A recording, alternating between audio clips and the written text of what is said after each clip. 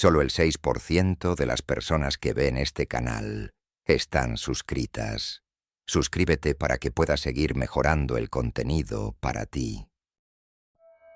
Y si uno de los mayores secretos de la Iglesia no estuviera enterrado bajo montones de pergaminos antiguos, sino latiendo, hambriento, justo en el corazón de sus rituales más sagrados, imagina por un momento que los símbolos del martirio, del vino transformado en sangre y de la resurrección no son solo metáforas espirituales, sino ecos distorsionados de una verdad mucho más carnal y aterradora. Durante siglos, las autoridades eclesiásticas nos enseñaron que el mal debe ser combatido, exorcizado, expulsado, pero hay rumores, documentos fragmentados y cartas que nunca estaban destinadas a la luz del día, que susurran otra historia, una historia en la cual el mal no solo fue estudiado, fue cortejado, invocado y hasta albergado. Esto no es una fábula gótica nacida de la imaginación de escritores sombríos.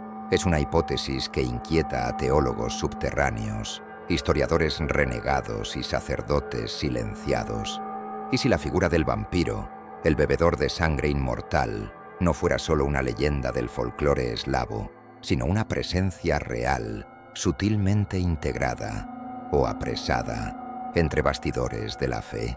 Detrás de los vitrales de colores y del olor a incienso, existe un rastro oscuro que conecta criptas selladas, monasterios olvidados y misas celebradas a medianoche, lejos de los ojos de los fieles. Un rastro donde la búsqueda de la inmortalidad no era solo espiritual, sino literal, donde la transubstanciación del vino en sangre era más que una alegoría, donde la propia Iglesia, en su desesperación por poder y eternidad, se atrevió a abrir una puerta que jamás debió tocarse. ¿Por qué ciertos textos fueron removidos de la Vulgata? ¿Por qué monjes de órdenes específicas desaparecían misteriosamente? ¿Y qué fue lo que realmente encontró la Inquisición en Cracovia en 1621, antes de quemar todos los registros? Hoy vamos a recorrer los corredores oscuros de una historia que jamás fue contada en los sermones. Una historia de seducción sombría, alianzas impronunciables y consecuencias que resuenan hasta hoy. Estás a punto de descubrir por qué, quizá, la Iglesia nunca combatió al mal, sino que aprendió a convivir con él. En el año 1479, durante el pontificado de Sixto IV, un códice apócrifo fue retirado en silencio de la biblioteca del Vaticano. Escrito en latín vulgar y con anotaciones en griego bizantino, no tenía título, pero sus traductores lo apodaron Sanguinem Veritas, la verdad en la sangre. A diferencia de los evangelios canónicos, este texto no narraba milagros ni parábolas de salvación. Describía un ritual, un rito oscuro que, según el autor anónimo, había sido enseñado por un ser de ojos rojos y piel translúcida, hallado prisionero en una cueva en las afueras de Capadocia. El manuscrito detallaba una ceremonia donde la sangre humana, recogida ritualmente, era mezclada con vino consagrado e ingerida no para recordar el sacrificio divino, sino para acercarse a una entidad ancestral, llamada únicamente el primer huésped. Ese nombre, repetido con reverencia y miedo, era descrito como un espíritu errante, desterrado de la luz, pero agraciado con vida eterna y sabiduría sobre la carne y el espíritu. Sacerdotes heréticos que estudiaron ese evangelio prohibido afirmaban que el huésped sería una criatura anterior a la creación de la humanidad, algo que caminaba al lado de los ángeles caídos, pero que no los seguía. Su don, la eternidad carnal, a cambio de devoción y sangre. No pedía almas, exigía cuerpos vivos, vivos y conscientes. Ese evangelio describía además una estirpe secreta de clérigos, conocidos como los portadores del cáliz, que juraron mantener vivo el secreto del huésped. No eran vampiros, sino intermediarios. Sus cuerpos permanecían humanos, pero sus sentidos se agudizaban, sus vidas se prolongaban por décadas.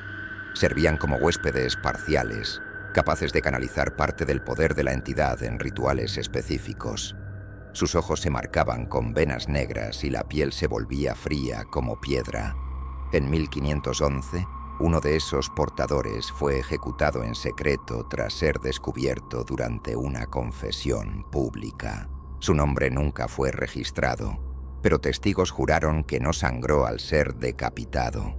Su cuerpo, en vez de eso, liberó un líquido espeso, oscuro como brea, que corroía el piso de piedra como ácido. Desde entonces, la Santa Sede inició una campaña de destrucción sistemática de todo lo relacionado con el Sanguinem Veritas, pero copias apócrifas sobrevivieron, escondidas en bibliotecas privadas en Rumanía, Italia y en el subsuelo de ciertos monasterios franceses. Lo más perturbador de ese evangelio no es el rito en sí, sino la promesa que contiene. Una promesa de que la verdadera comunión no es con el espíritu, sino con la sangre viva de una presencia antigua que aguarda en silencio el retorno de sus adoradores. El texto insinúa que aquel que beba del cáliz correcto, en el momento preciso, bajo la influencia del eclipse y al sonido de cantos olvidados, podrá convertirse en un vaso perfecto, un cuerpo inmortal, habitado parcialmente por el huésped, libre de la muerte y de la fe. Durante el Concilio de Trento circularon rumores entre los padres reformistas de que ciertos cardenales estaban siendo mantenidos en cuarentena espiritual, tras presentar signos de transfusión incompleta. Estos hombres hablaban lenguas muertas durante el sueño, se alimentaban solo de líquidos oscuros y rechazaban la luz solar incluso en cámaras iluminadas artificialmente. Uno de los relatos habla de un sacerdote español que al ser tocado con agua bendita, dejó de moverse durante 3 días, hasta que volvió a ponerse el sol. El Vaticano, consciente de la gravedad de la situación, selló los relatos bajo la jurisdicción de la Congregación para la Doctrina de la Fe, transformándolo todo en simples herejías internas. Pero en los corredores de la Biblioteca Apostólica todavía se cuentan historias de una sala cerrada con 7 llaves, donde los restos de un portador se mantienen bajo vigilancia constante. Según un bibliotecario jubilado, las carnes de ese cadáver susurran, incluso siglos después de su muerte. Habla de hambre. Hoy, pocos se atreven a tocar este tema dentro de la Iglesia, y quienes lo hacen, desaparecen. Pero en comunidades esotéricas de Europa Oriental, monjes disidentes aún celebran la Noche de la Sangre Viva, una ceremonia basada en las instrucciones del Evangelio prohibido. Según ellos, no se trata de adorar el mal, sino de aceptar que la eternidad siempre tuvo un precio, y que algunos hombres de fe lo pagaron para que otros pudieran vivir en la luz. Y así, en el silencio de las criptas, entre ecos de cantos latinos y la memoria de copas que nunca se secaron, la verdad permanece.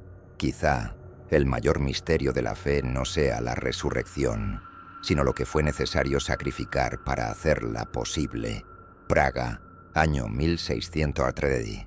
Bajo el cielo opaco y las sombras danzantes de los vitrales góticos, se realizó un encuentro que no figura en ningún registro oficial de la Iglesia, y aún así, sus consecuencias resuenan en corredores silenciosos hasta hoy. Conocido por unos pocos estudiosos como el conclave de la medianoche, esta reunión tuvo lugar en las catacumbas del convento de Strahov, bajo el pretexto de discusiones teológicas clandestinas. Pero los presentes no eran teólogos comunes. Eran estudiosos de rituales arcanos, inquisidores retirados, monjes especialistas en textos prohibidos y un único representante directo del Vaticano, el cardenal Ennio Sabelli, cuya existencia fue cuidadosamente borrada de los anales de la curia. Los relatos que sobreviven de este conclave no se hallaron en archivos eclesiásticos, sino en cartas interceptadas por espías del Sacro Imperio Romano Germánico. Una de ellas, escrita por un monje benedictino llamado Lucas Hradsky, describe con terror contenido el propósito real de aquel encuentro: discutir la aparición de un anfitrión de la eternidad en los alrededores de Olomouc, esa entidad, alta, delgada, envuelta en ropajes negros que parecían moverse solos. Habría sido vista por 7 testigos distintos durante la celebración de una misa campal. No atacó, solo observó y susurró. Los susurros dejaron a los fieles en estado catatónico. Al ser interrogados murmuraban frases inconexas, como «el cáliz fue volteado» y «la luz ya no sabe qué es sagrado». Uno de los sacerdotes que intentó exorcizarlos habría desfallecido después de que su piel se oscureciera momentáneamente, como si se le drenara el calor. El cardenal Savelli, al recibir esos informes, viajó de inmediato a Bohemia y convocó el conclave. Allí, bajo juramentos de silencio eterno, los miembros analizaron un manuscrito traído por un sacerdote armenio, un texto que hablaba de la coronación invertida, un ritual que supuestamente sellaba la unión entre un huésped humano y el visitante inmortal. Pero lo más alarmante era el origen del manuscrito. Habría sido encontrado dentro de una urna de plata enterrada bajo los cimientos de una antigua capilla cristiana, erigida sobre ruinas paganas. Y allí, inscrito en sangre seca, estaba el símbolo que hasta hoy aterroriza a los monjes ocultistas.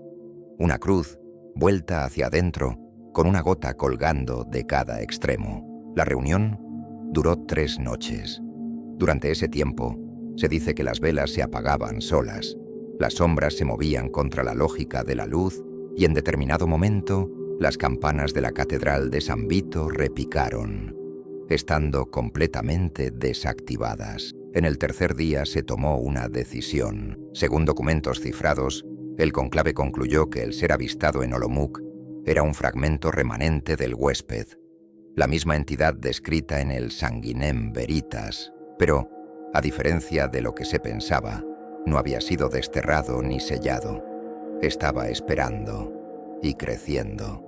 El grupo optó entonces por un pacto extremo, el voto de silencio eterno y la creación de una nueva orden dentro de la Iglesia, invisible a los ojos del clero común. Esa orden, conocida únicamente como los vigilantes del vientre de plata, se encargaría de rastrear apariciones, sellar lugares de contaminación y eliminar a cualquier sacerdote que intentara restablecer contacto con la entidad.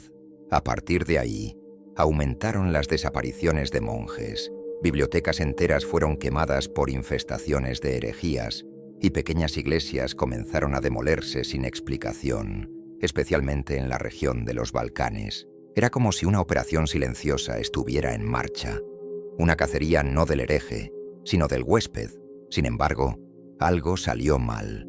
En 1627, una carta enviada al Vaticano por uno de los vigilantes mencionaba un caso alarmante. Un sacerdote, tomado por visiones, dibujó en su celda el mapa completo de una ciudad subterránea que no constaba en ningún atlas. Afirmaba que allí permanecía el verdadero trono del huésped, aguardando la próxima coronación. El mapa desapareció misteriosamente, y con él todos los registros sobre el sacerdote. Algunos estudiosos contemporáneos creen que esa ciudad descrita, con corredores esculpidos en huesos, altares de mármol negro y una cúpula de vidrio rojo palpitante, es la misma mencionada en sueños recurrentes de monjes recluidos, identificada únicamente como Sub Rosa Dei, la rosa de Dios que sangra. El conclave de Praga no solo reconoció la existencia de una entidad que contradecía la doctrina, sino que también admitió, aunque en secreto, que en algún momento había sido invocada o permitida dentro del seno de la fe. El motivo de semejante herejía, la desesperación, la promesa de poder eterno en tiempos de peste, guerra y decadencia espiritual. El huésped ofrecía supervivencia, y para algunos, eso era más seductor que cualquier salvación divina. Hoy, lo que queda de ese conclave son solo ruinas silenciosas, sombras en la historia y el eco de un acuerdo no escrito. Una promesa de que, mientras la luz brille sobre los altares, las sombras abajo seguirán vigilando. Pero, ¿y si la luz comenzara a fallar en el corazón de las montañas olvidadas de Transilvania, oculto por neblinas eternas y senderos que se desvanecen solos?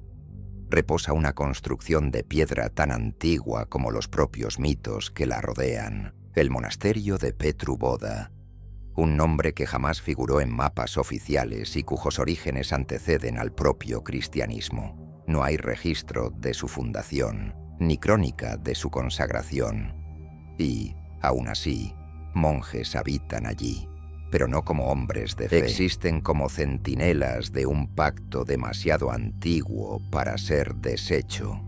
La tradición local afirma que el sol nunca tocó sus murallas, ni al amanecer ni al atardecer. Un fenómeno geográfico imposible, pues la construcción se erige sobre una elevación rodeada de valles donde la luz danza libremente. Pero allí, en esa cima de piedra oscura, las sombras son permanentes, como si el propio tiempo se negara a pasar. Los aldeanos de los alrededores llaman al lugar Domnul Intunecat, Señor de las Sombras, y evitan acercarse, incluso de día. Relatos medievales, muchos atribuidos a caballeros templarios en ruta de peregrinación, hablan de monjes de mantos grises, rostros cubiertos, que jamás hablan, solo observan. Dicen que nunca envejecen, que son los mismos desde hace siglos y que, una vez por década, descienden a un claro cercano para recoger sangre de corderos recién nacidos que llevan en urnas de plata de vuelta al interior del monasterio. No se intercambia palabra alguna, no se da explicación, solo el silencio y el sonido metálico de las tapas selladas. Una expedición de jesuitas, enviada discretamente en 1743, intentó investigar el lugar. De los 10 miembros, solo 2 regresaron.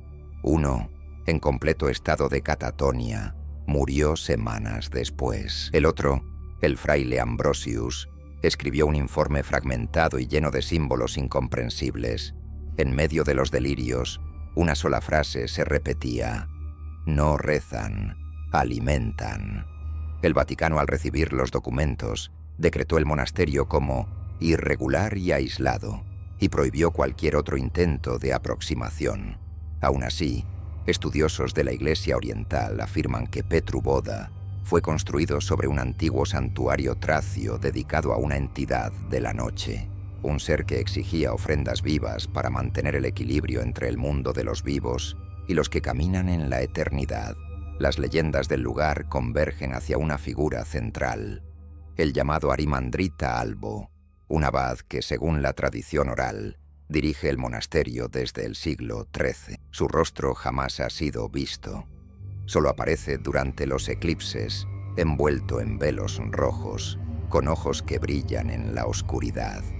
Dicen que habla una lengua muerta, olvidada incluso por los ángeles caídos, y que su presencia provoca un frío que no es físico, sino espiritual, como si el alma retrocediera dentro del cuerpo. En 1891, un aventurero británico llamado Thomas Livingstone publicó en Londres un libro maldito, hoy completamente prohibido, The Crimson Path of Petru Voda, basado en sus propios relatos tras haber pasado 3 días escondido dentro del monasterio. El libro describe rituales nocturnos realizados en una cámara subterránea, donde no había cruces, sino símbolos que recordaban raíces entrelazadas en espirales. En el centro reposaba un altar negro, y sobre él lo que llamó un cuerpo no muerto, mantenido en estado de vigilia permanente por cadenas de plata y sangre fresca. Livingstone afirmaba que los monjes no protegían el lugar, protegían al mundo de aquello que allí dormía. Un ser que, según el abad, había sido despertado demasiado pronto por rituales realizados por un grupo de sacerdotes italianos siglos antes, y que ahora necesitaba ofrendas constantes para permanecer dormido. Su nombre nunca fue dicho, solo llamado el eslabón perdido entre el espíritu y la carne. Curiosamente, una carta fechada en 1903, enviada por el propio Papa León XIII, menciona un centro de contención vital para la integridad de la fe y de la realidad, recomendando que jamás se interfiera, so pena de ruptura entre lo sagrado y lo condenado. La carta desapareció durante décadas, reapareciendo solo en 1978 en los archivos secretos de Castel Gandolfo, entre documentos sobre apariciones demonológicas. Hoy, el monasterio sigue allí, sin energía eléctrica, sin internet, pero drones enviados por curiosos pierden misteriosamente la señal al aproximarse. Quienes intentaron invadir los terrenos relatan náuseas intensas, visiones de figuras encapuchadas y una sensación de ser observados por algo desde dentro de las paredes, como si el propio edificio estuviera vivo o hambriento. Hay quienes dicen que Petru Boda es el último eslabón entre el Vaticano y el huésped, un eslabón que jamás podría cortarse, pues la ruptura traería consecuencias imprevisibles, tal vez el propio fin del equilibrio entre la fe y la oscuridad. Pero la pregunta que resuena en susurros es otra: ¿y si, algún día, los monjes dejaran de alimentar aquello que duerme ahí dentro? Nunca fue reconocida oficialmente por el Vaticano. No posee blasón, ni sede registrada. Tampoco dejó documentos formales que prueben su existencia. Aún así, en ciertas bibliotecas privadas del sur de Francia y en archivos cerrados bajo el Palazzo Apostólico, hay registros codificados que apuntan a una sociedad secreta conocida únicamente como la Orden de la Sangre Silenciosa. Un grupo de monjes y sacerdotes que habría jurado fidelidad no a Cristo, sino a una entidad que camina entre los vivos, sorbe la sangre de los puros y promete eternidad a cambio de devoción ciega. El origen de la orden se remonta al siglo IX, durante la expansión del Imperio Carolingio. Una comitiva papal enviada al territorio de los sajones regresó alterada. Aquellos clérigos, antes fervorosos y ortodoxos, comenzaron a actuar de forma extraña. Celebraban misas sin palabras, ayunaban durante meses y evitaban cualquier tipo de luz directa. Sus superiores sospecharon de posesión demoníaca, pero los exorcismos fracasaron. Un inquisidor francés, Etienne de Rohan, fue designado para estudiar el caso y registró, en un diario jamás publicado, que los miembros de aquella comitiva habían sido marcados por la mirada del rojo, una señal de que sus espíritus habían sido tocados por algo innombrable, venido de los bosques del norte. Con el tiempo, los infectados fueron enviados a lugares aislados, pero en vez de desaparecer, comenzaron a comunicarse entre ellos en una suerte de red invisible. Ciudades distantes registraron apariciones similares de monjes mudos, vestidos de negro, que hacían sangrar las manos al tocar reliquias sagradas. Estos hombres se convirtieron en leyendas urbanas dentro de la propia iglesia, conocidos como los hermanos que sangran en silencio. En el siglo XII aparecen por primera vez registros de una liturgia peculiar realizada en cámaras subterráneas de catedrales reformadas.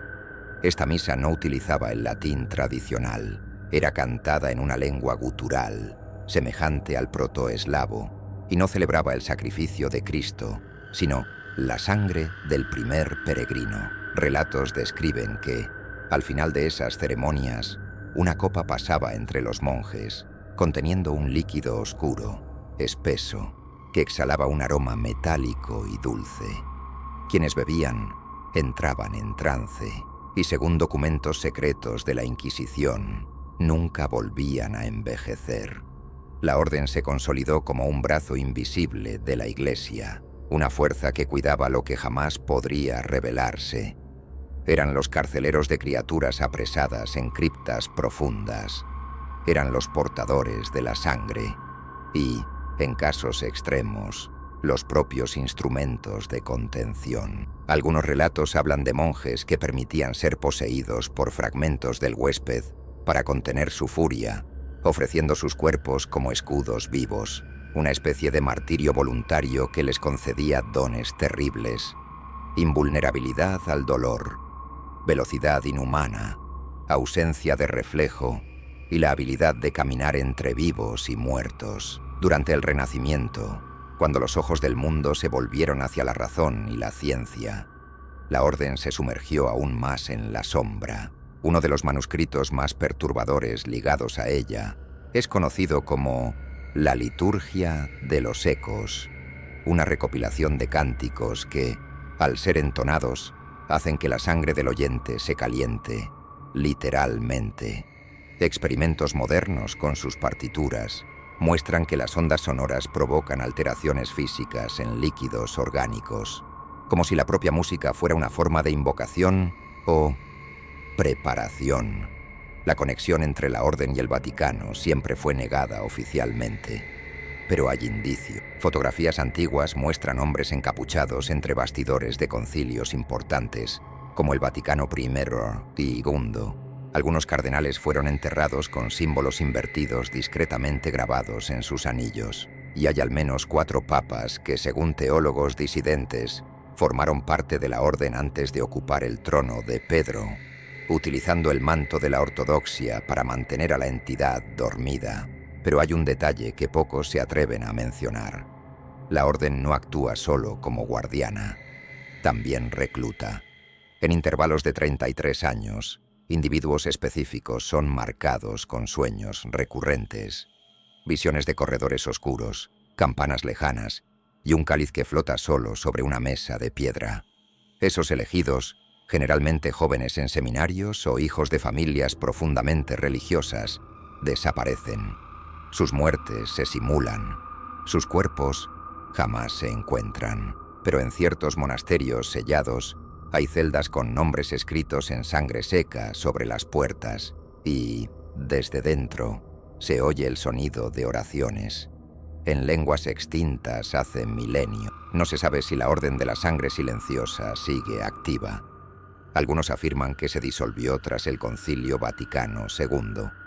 Otros creen que simplemente cambió de forma, adaptándose a la era digital, ocultando sus rituales tras instituciones de caridad u órdenes monásticas modernas. El hecho es que, en 2012, fue robada una reliquia de la Basílica de San Juan de Letrán, una copa de oro negro, con inscripciones en arameo antiguo, que nunca había sido exhibida al público. Estaba guardada bajo 7 cerraduras, en un cofre sellado con oraciones de exorcismo. Nadie sabe cómo entró el ladrón, ni cómo salió.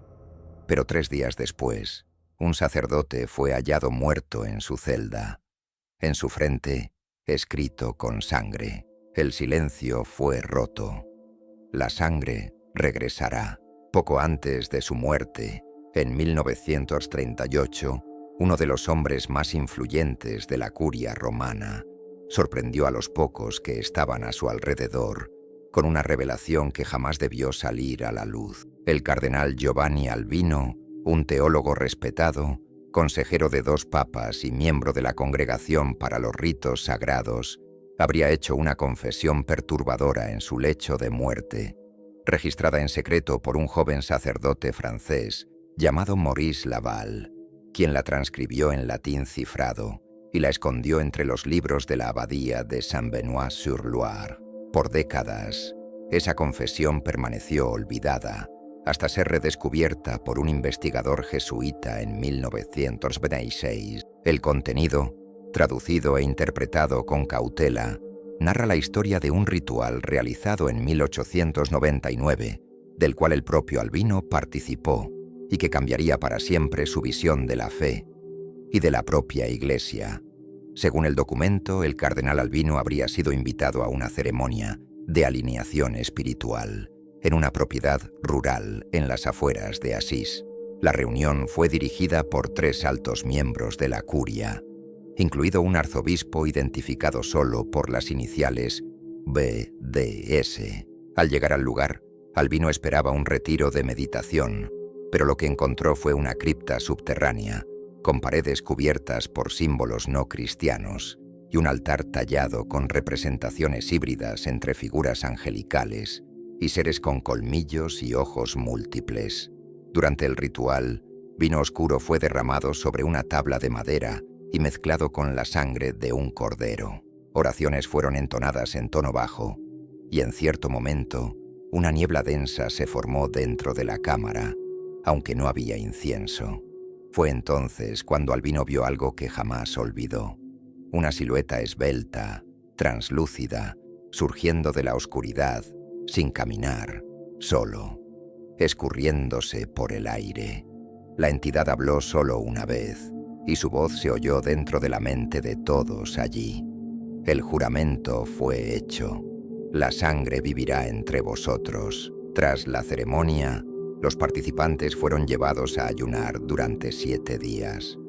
Durante ese período, Albino comenzó a tener visiones, corredores bañados en rojo, ojos observándolo desde las paredes y una figura coronada sentada en un trono hecho de huesos humanos. Intentó relatar lo ocurrido a un superior, pero fue silenciado, amenazado con excomunión y llevado a jurar fidelidad a la orden de contención interna, un nombre que, hasta aquel momento, nunca había escuchado. Lo más perturbador de su confesión, sin embargo, es la descripción de un relicario guardado dentro del Vaticano, escondido bajo el altar de una de las capillas laterales de la Basílica de San Pedro. Albino alegaba que allí estaba aprisionada una parte del cuerpo que camina sin alma, un fragmento de la entidad conocida por los iniciados como el huésped. Era una uña, negra como carbón, con pulsos internos como si respirara. Había sido traída desde Moldavia en el siglo XVII y mantenida bajo vigilancia perpetua. El relicario, según él, solo podía abrirse en presencia de 3 cardenales portando anillos sellados con sangre consagrada. Anillos que, según Albino, habían sido destruidos en secreto tras un intento fallido de liberación en 1834. El cardenal relató además que parte de la influencia del huésped se manifestaba de forma sutil, no mediante la violencia, sino por la corrupción silenciosa de la fe. Una vez, en 1907, habría sentido la presencia de la entidad durante un consistorio papal. La temperatura de la sala cayó repentinamente, y los ojos de los presentes, por algunos segundos, se tornaron ennegrecidos.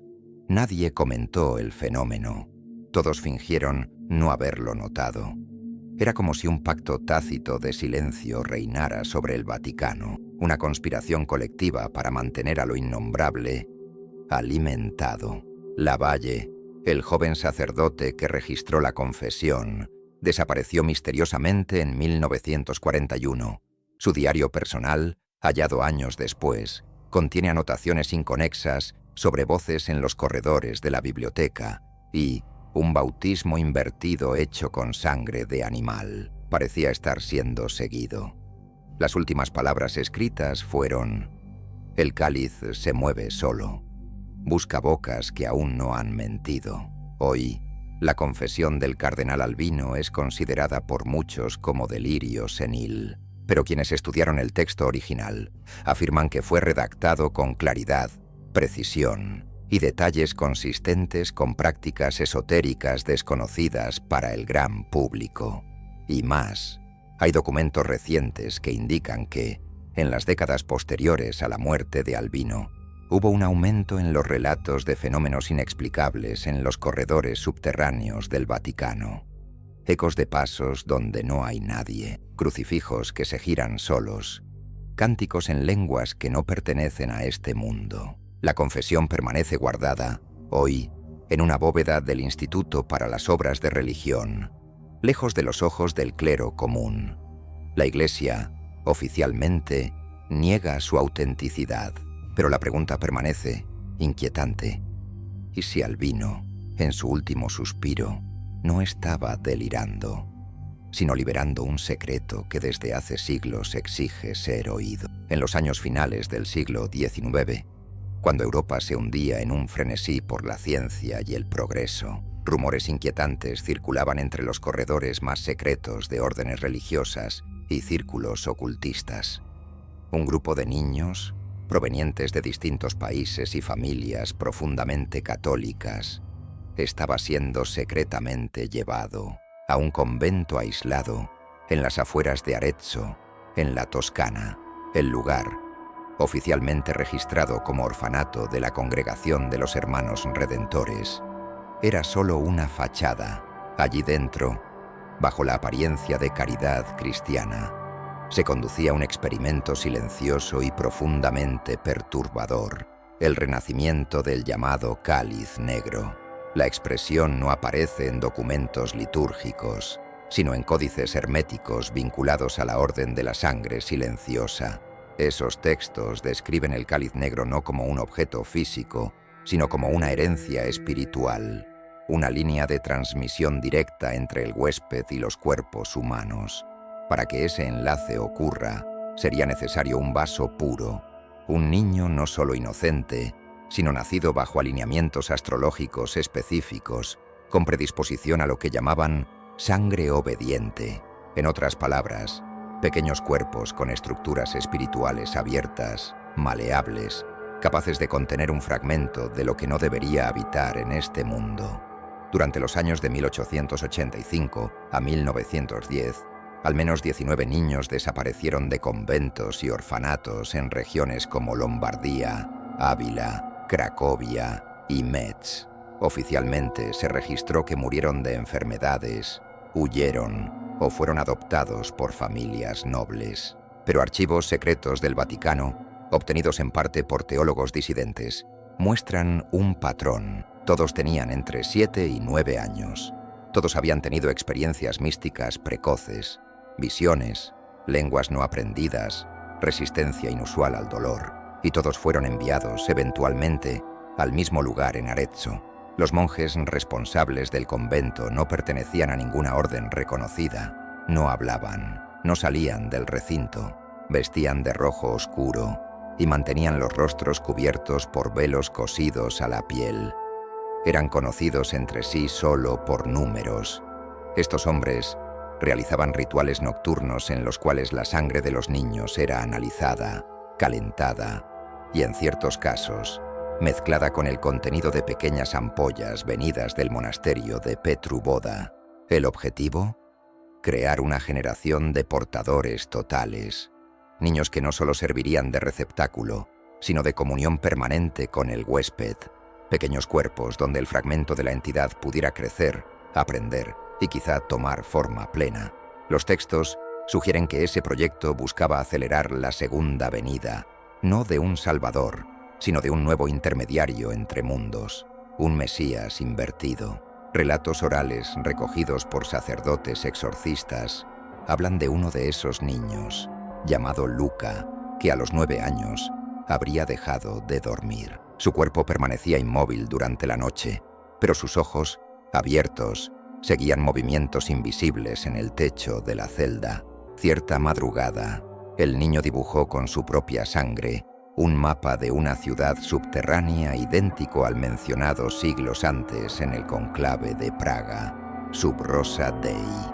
Al ser preguntado sobre el dibujo, Luca respondió solo: «Recuerdo haber vivido allí, pero no era yo».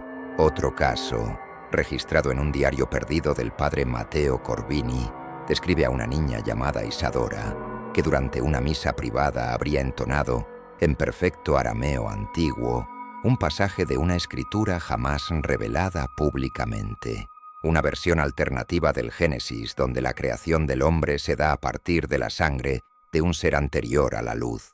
El sacerdote, tomado por el miedo, habría dejado la sotana en el altar y desaparecido ese mismo día. Los experimentos cesaron abruptamente en 1910, tras un incendio misterioso que consumió completamente el convento. Todos los registros oficiales se perdieron, pero arqueólogos locales, décadas después, encontraron bajo los cimientos quemados una cripta intacta con 7 pequeñas urnas de plomo, cada una con inscripciones en relieve que contenían una sola palabra: Sacrificium. Al abrir la primera urna, los científicos encontraron un diente humano, un diente de leche, aún palpitando. La Iglesia jamás comentó el episodio, no hubo investigación, ninguna mención posterior, pero estudiosos del ocultismo afirman que el proyecto del cáliz negro jamás fue abandonado, solo dispersado, que hoy niños con dones inusuales son monitoreados en silencio por agentes infiltrados en escuelas católicas, hogares y hasta en familias ligadas a linajes sacerdotales. El objetivo permanece el mismo: formar un cuerpo que pueda contener la voluntad del huésped sin romperse. Lo más alarmante, sin embargo, no está en el pasado. En 2007, durante una excavación en ruinas de una iglesia medieval en Bari, fue hallada una pintura mural cubierta por cal virgen. Tras la remoción cuidadosa del recubrimiento, se reveló una imagen perturbadora. 7 niños de ojos oscuros y rostros serenos, alrededor de un cáliz rebosante de sangre. Al fondo de la escena, una figura de alas abiertas, no angelicales, sino membranosas, observaba, sonriendo, la inscripción en latín: Sanguis venit, pereos, la sangre viene a través de ellos. El cáliz negro puede que nunca haya sido un artefacto físico, pero sus implicaciones son reales. Si esos niños sobrevivieron, si crecieron, si aún cargan el fragmento dentro de sí, entonces la humanidad quizá esté al borde de presenciar algo que ninguna escritura previó. Un nacimiento que no es de carne ni de espíritu, sino de sed. En 1952, un monasterio aislado en la región de Puy-de-Dôme, en el interior de Francia, fue escenario de uno de los episodios más extraños y cuidadosamente suprimidos de la historia de la Iglesia moderna. Oficialmente consta en los archivos eclesiásticos que una joven monja, hermana Claire de la Asompción, sufrió una serie de alucinaciones tras un brote de fiebre alta, siendo tratada con reposo y oraciones. Extraoficialmente, sin embargo, teólogos disidentes, registros sellados y fragmentos de correspondencia interna revelan que el caso fue considerado tan perturbador, tan fuera de los límites del entendimiento espiritual, que llevó a la convocatoria de un ritual de exorcismo de clase máxima, y que jamás terminó. La joven Claire, de apenas 19 años, era conocida por su pureza y devoción. Tenía visiones desde la infancia, pero todas eran consideradas manifestaciones místicas comunes entre algunas religiosas. No obstante, en una noche de invierno, durante la vigilia de la Epifanía, Claire comenzó a murmurar palabras en un idioma no reconocido. Sus pupilas se dilataron por completo y su piel asumió una tonalidad grisácea. Los primeros testigos creyeron estar ante un episodio de histeria o una posesión común, pero pronto percibieron que había algo diferente.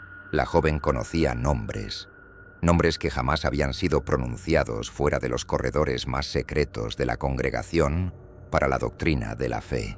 Citaba lugares inexistentes en mapas, describía salones enterrados bajo iglesias, recitaba fragmentos de textos herméticos prohibidos y principalmente repetía con frecuencia una frase que erizaba hasta a los sacerdotes más experimentados: Él despertó y quiere volver a través del vino que respira.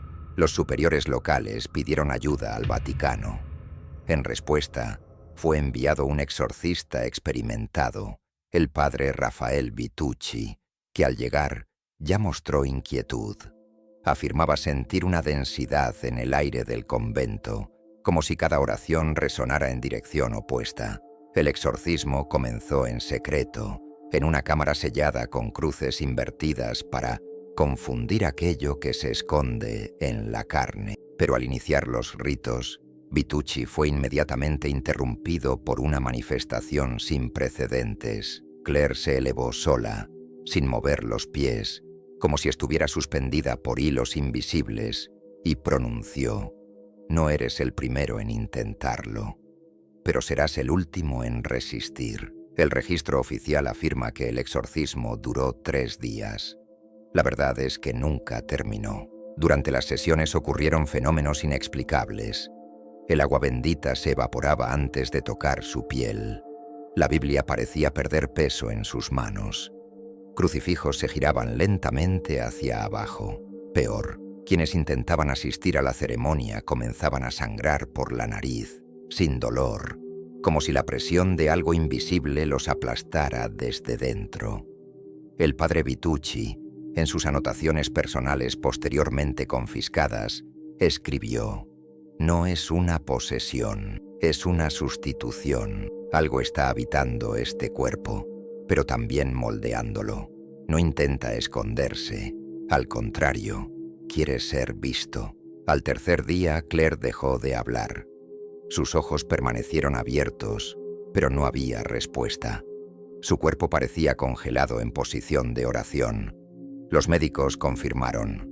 Aún respiraba, pero su conciencia había desaparecido. Internamente todo funcionaba, pero su alma parecía haberse ido. A partir de entonces, pasó a ser llamada la receptora. Fue trasladada en secreto a un lugar desconocido, que muchos sospechan está en las catacumbas bajo la iglesia de Santa María sopra Minerva, en Roma. La última foto conocida muestra a Claire sentada, inmóvil, con los ojos negros como pozos abiertos y la piel tan pálida que parecía translúcida. Ninguna expresión, ninguna reacción, como una reliquia viva. Pero lo más aterrador vino después. Relatos de otros religiosos en conventos distintos indican que, semanas después del evento, visiones semejantes comenzaron a asolar a novicios y monjas.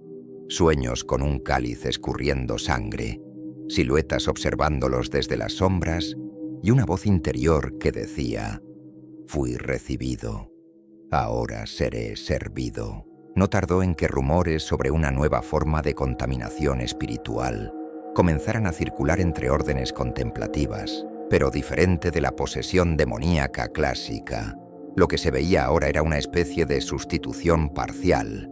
El espíritu humano permanecía consciente, pero dividido, compartiendo el cuerpo con algo más, algo que aprendía, observaba y se esparcía a través del silencio. El padre Vitucci fue apartado, diagnosticado con colapso espiritual agudo. Antes de morir en 1959, habría dejado una única frase escrita detrás de una imagen de Santa Águeda. No fue un exorcismo, fue un nacimiento. En los años siguientes surgieron otras manifestaciones semejantes, todas involucrando jóvenes religiosos con alta sensibilidad espiritual, todas iniciadas con visiones de cálices vivos y de vino que palpitaba como carne. La Iglesia, públicamente, se mantuvo en silencio. Internamente creó un protocolo extraoficial de contención, el rito del silencio escarlata, una ceremonia que consiste no en expulsar a la entidad, sino en sellarla dentro del hospedero, usando plegarias olvidadas y sangre de confesión. Un ritual que jamás debería existir, pero que ahora es la única defensa contra algo que se rehúsa a partir. Hoy, nadie sabe con certeza dónde está Claire, pero hay sacerdotes que afirman haberla visto en sueño, sentada sobre un altar de huesos, con el cáliz entre las manos y los ojos fijos en quien osa observarla. Dicen que no habla, pero todos oyen su voz, y que su presencia no inspira miedo, sino un tipo de reverencia ancestral, como si fuera el eslabón perdido entre lo que fuimos y lo que seremos. El exorcismo nunca terminó porque no era un final, era el comienzo. En el sur de Italia, en la región olvidada de Basilicata, hay una construcción tan antigua y envuelta en silencio que los habitantes locales se refieren a ella solo como la Chiesa del Respiro, la capilla del aliento. Aunque ningún viento haya sido sentido allí jamás, erigida en un terreno donde la vegetación se rehúsa a crecer y los animales no se aproximan, esa capilla no aparece en registros eclesiásticos, tampoco fue consagrada, y sin embargo, exhala una santidad inquietante, no de la luz, sino de la permanencia, un templo del tiempo estancado. Dice la tradición oral que la capilla fue construida con piedras traídas de un monasterio arruinado en Anatolia, cuyos monjes desaparecieron tras cavar demasiado hondo. Las piedras negras y porosas absorbían la luz solar, como si devoraran la claridad. Los cimientos de la construcción fueron hechos no sobre suelo, sino sobre una antigua cripta pagana donde se realizaban rituales de pasaje, ceremonias que marcaban el umbral entre la vida y lo que viene después, no la muerte, sino algo más allá de ella. Lo que distingue a esta capilla de todas las demás Sin embargo, es lo que ocurre con quienes rezan allí. Peregrinos que, por casualidad o curiosidad, entran en la nave estrecha y oscura, relatan sentir la presión del aire cambiar, como si estuvieran sumergidos. Las paredes parecen palpitar, como si respiraran junto con ellos. Y cuando se arrodillan ante el altar, un bloque de mármol negro con vetas rubíes, y pronuncian oraciones, algo silencioso se aproxima, no una presencia que se impone, sino que succiona. Salen exhaustos, pálidos, con hematomas sutiles en las articulaciones. En muchos casos, se desmayan por horas. Al despertar no recuerdan la oración hecha, pero todos, invariablemente, dicen la misma frase: ella escuchó, y ahora está llena. Por siglos la capilla fue ignorada, tratada como superstición rural, hasta que en 1925, un grupo de jóvenes seminaristas de la Pontificia Universidad Lateranense fue enviado a evaluar el lugar, bajo el pretexto de catalogar iglesias abandonadas. Solo uno de ellos regresó, y lo que dijo dejó a los superiores perplejos. Afirmaba que la capilla no era un lugar de culto, sino de recogida, un punto de convergencia espiritual donde una entidad se alimentaba no de la fe, sino de la vitalidad de aquellos que la ofrecían involuntariamente. Según él, la oración, en lugar de elevarse, descendía, era absorbida, y junto con ella, la energía vital del orante. Más tarde, el seminarista fue considerado insano, internado, silenciado, pero antes de su colapso, escribió a mano, en repetición obsesiva, una frase que fue archivada en secreto: el altar es un pulmón, cada plegaria es una respiración, cada respiración una entrega. Curiosamente, el piso bajo el altar presenta señales de corrosión biológica, como si sustancias orgánicas hubieran sido absorbidas allí durante décadas. Muestras recogidas en secreto revelaron elementos hemáticos, trazas de sangre humana coagulado, mezcladas con compuestos desconocidos, similares a fluidos linfáticos, pero con propiedades regenerativas. La sospecha de los teólogos disidentes es directa y alarmante. La capilla es una extensión corporal del huésped, un órgano vivo, separado pero funcional, que respira a través de la fe de los visitantes y mantiene activa una conexión entre mundos. Una puerta que se alimenta hasta estar lo bastante fuerte para abrirse por completo.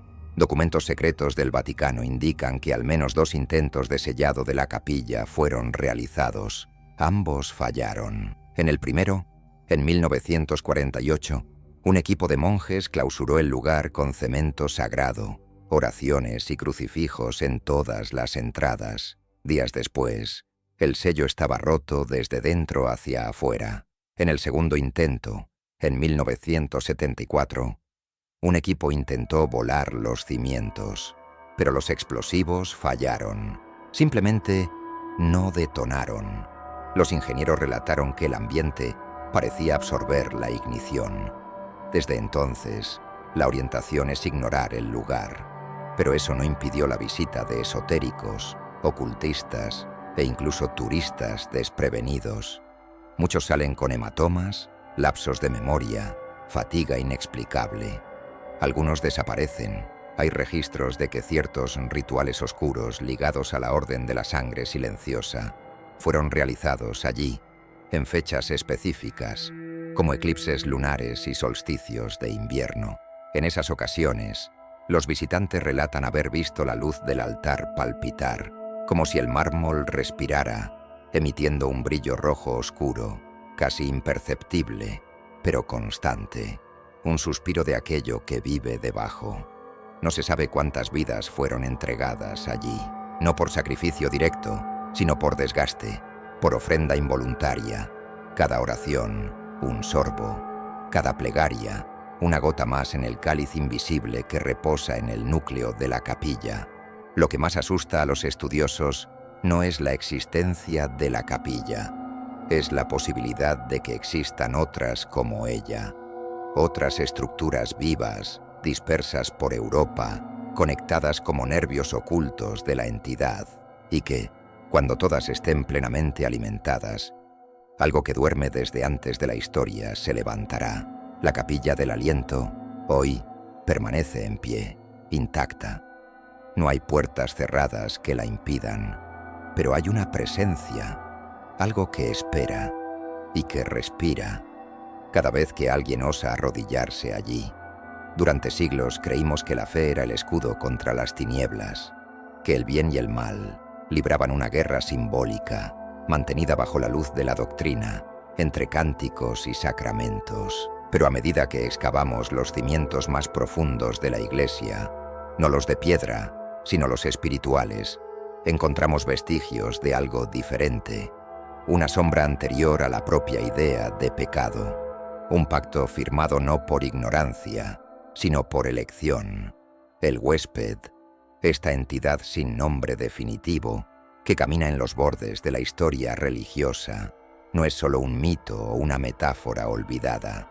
Es, para los que se atrevieron a mirar más allá de los velos, una constante silenciosa, un espectro de poder que atrae, seduce, exige, no invade con furia, se ofrece con promesas de cura, de inmortalidad, de control, de respuestas que ni siquiera la fe osó formular. Vimos cómo evangelios apócrifos describen rituales de comunión carnal, cómo concilios secretos se reunieron bajo las sombras, no para exorcizar, sino para comprender, cómo monasterios enteros se convirtieron en prisiones vivas para contener lo innombrable, y cómo niños fueron moldeados no para la salvación, sino para la acogida de aquello que jamás debería tocar la carne humana.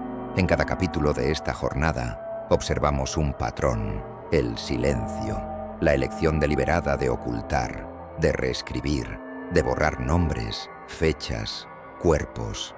La Iglesia, en su sabiduría milenaria, no combatió al vampiro solo con cruces y oraciones. Lo estudió, negoció con él y quizá fue transformada por su presencia. Pero hay algo más siniestro, algo que no atañe solo a la fe institucional, sino a la espiritualidad humana. La sed del huésped es simbólica. Se alimenta de aquello que los hombres están dispuestos a entregar en nombre de la eternidad.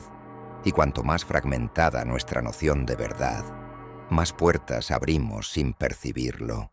Hoy, en tiempos de desconfianza, desesperanza y vacío existencial, el suelo es fértil para que antiguos pactos encuentren nuevas formas. Al fin y al cabo, ¿qué significa realmente vida eterna? Y si esa promesa no fuera un premio, sino una carga, una prisión en carne y sed, lo que descubrimos en esta investigación no es solo una conspiración eclesiástica, es un espejo que nos obliga a encarar cuánto estamos dispuestos a entregar para no ser olvidados.